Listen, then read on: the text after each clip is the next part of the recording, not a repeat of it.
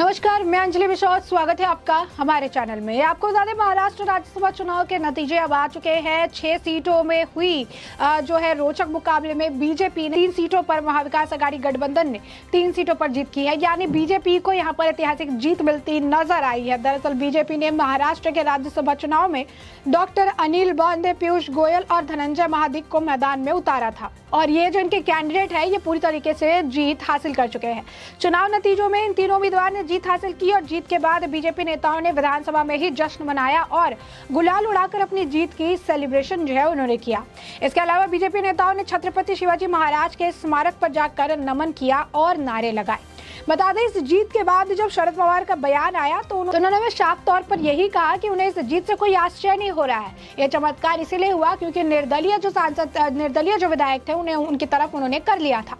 तो ये जो बात है ये उन्होंने कही। अब उसके बाद आपको बताया कि मोहित कंबोज का एक के बाद एक ट्वीट निकलकर सामने आया। एक में उन्होंने लिखा कि 5 सीटें जो है एमएलसी इलेक्शन के लिए क्लियर तरीके से हो जाएगी विन। 6ठा सीट जो है वो बीजेपी के सपोर्टर इंडिपेंडेंट कैंडिडेट जो है सदाभाऊ खोत का है। उसके बाद उन्होंने लिखा कि मुझे ऐसा क्यों लगता है कि महाराष्ट्र की सरकार खतरे में है।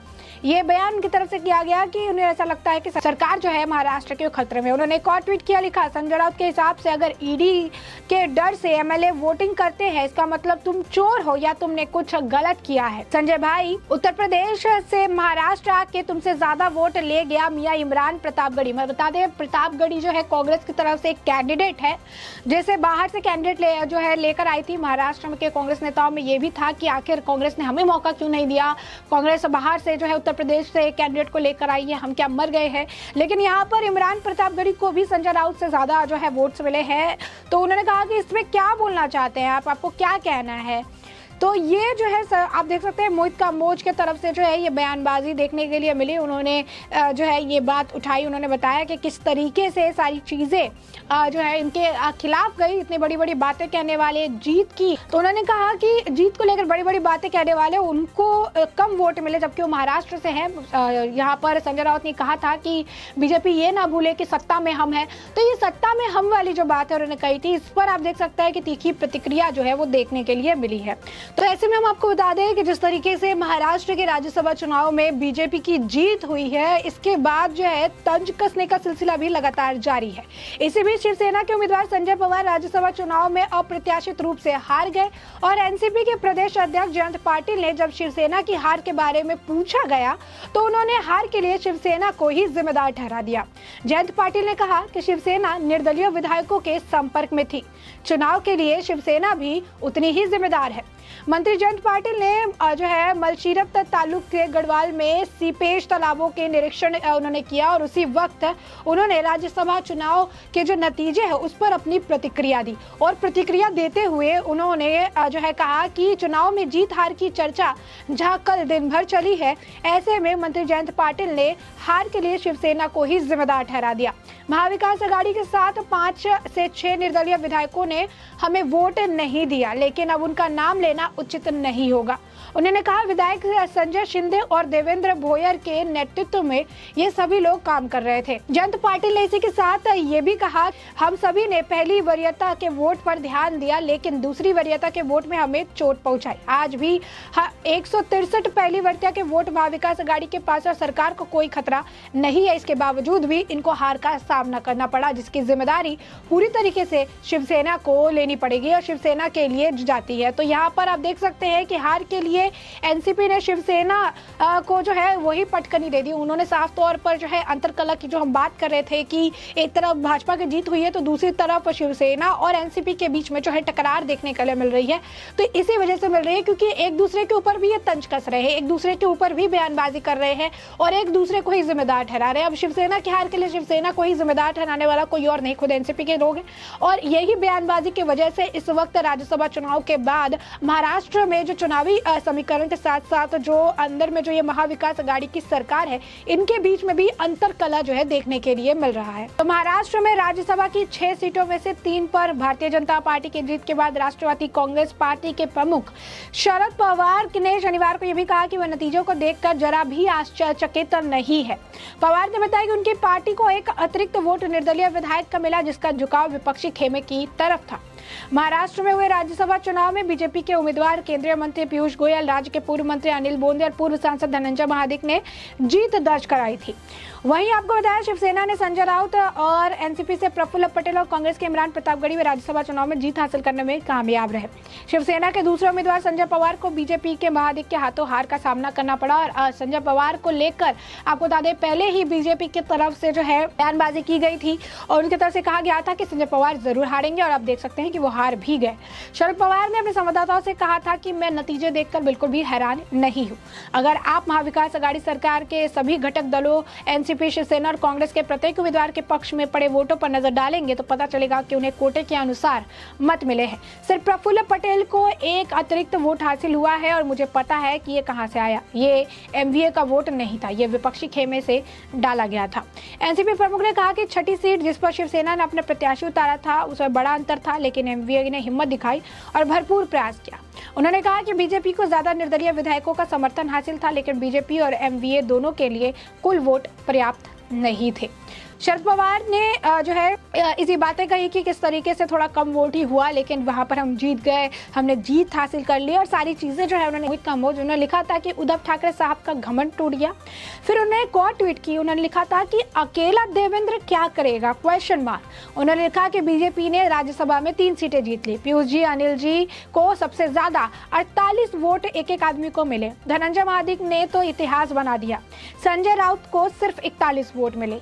एमएलसी का इलेक्शन जो है अब 20 जून को होने वाला है, तो आगे आगे देखो होता है क्या। अभिनंदन देव फडणवीस जी। तौर पर आप देख सकते हैं कि किस तरीके से महाराष्ट्र में राज्यसभा का जो चुनाव है, यहाँ पर बीजेपी ने 3 सीटों पर जीत दर्ज कर ली, जहां पर बड़ी बड़ी बातें करके अपनी जीत का दावा जो है शिवसेना की तरफ से किया जा रहा था। वो कह रहे थे कि वो जीत हासिल करेंगे, उनके पास ज्यादा विधायक है, अपने जो जितने भी जो इनके विधायक थे उन्होंने अलग होटल में भी ठहराया ताकि उनका वोट जो है किसी तरीके से बीजेपी की तरफ ना खिसक जाए, लेकिन बीजेपी ने यहाँ पर जीत दर्ज कर लिया। अब आपको बताएं कि ये जो जीत दर्ज हुई है इसके बाद अंतरकला जो है एनसीपी और शिवसेना के बीच में हमेशा से देखने के लिए कई बार एनसीपी के जो नेता है उन्होंने शिव सैनिकों पर जो है गंभीर आरोप लगाए। कई बार शिव सैनिकों ने एनसीपी पर गंभीर आरोप लगाए और कहा कि शिव सैनिकों को हटाने की कोशिश की जा रही है, शिव सैनिकों को मारने की कोशिश की जा रही है।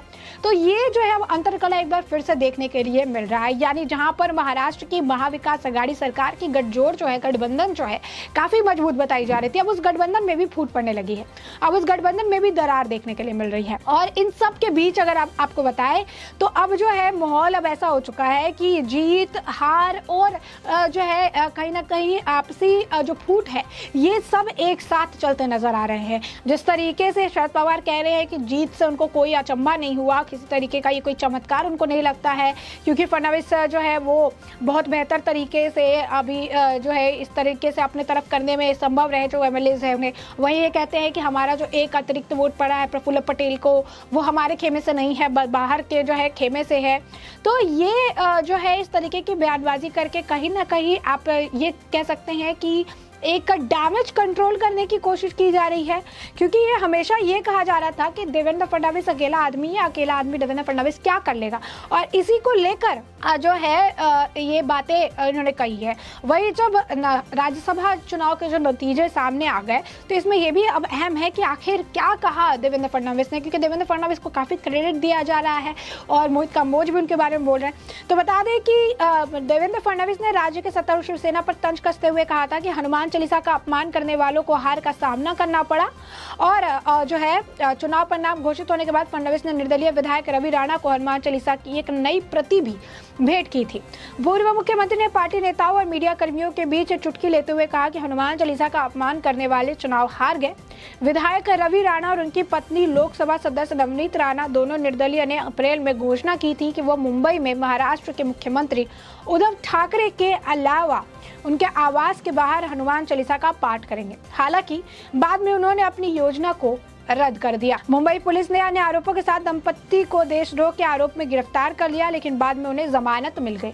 रवि राणा ने शुक्रवार राज्यसभा चुनाव में मतदान के दौरान हनुमान चालीसा की एक प्रति ले जाने की बात पर भी आपत्ति जताई गई। कांग्रेस के आरोप लगाया कि उन्होंने हनुमान चालीसा की प्रति प्रदर्शित कर मतदाताओं को प्रभावित करने की कोशिश की, इसलिए उनको वोट अमान्य कर दिया जाना चाहिए, लेकिन चुनाव आयोग ने आपत्ति को ही खारिज कर दिया। तो आप देख सकते हैं कि हनुमान चालीसा जो भेंट दी गई उसे भी लेकर कांग्रेस आरोप लगा रही थी कि इससे जो है प्रभावित करने की कोशिश की गई, वोट प्रभावित किया गया, उनका ये सारा चीज मानना है। तो यही ना कहीं हार की जो ठोकर है ये देखने के लिए मिल रही है। वहीं आपको बता दें कि जिस तरीके से संजय पवार की हार हुई है उसके बाद संजय राउत जो है काफी ज्यादा बौखलाए गए हैं, पूरी पार्टी जो है काफी ज्यादा बौखलाई हुई है और इसे लेकर उन्होंने संजय राउत ने केंद्र सरकार पर ईडी के गलत इस्तेमाल का आरोप लगाते हुए हर बार कहते हैं कि शिवसेना उनसे डरती नहीं है। इससे पहले राउत ने आरोप लगाया था कि पूरे देश में केंद्रीय जांच एजेंसियों की टाइमिंग जो है हमें पता है, जहां कहीं भी चुनाव होंगे वहां पर इस तरीके से किया जाएगा।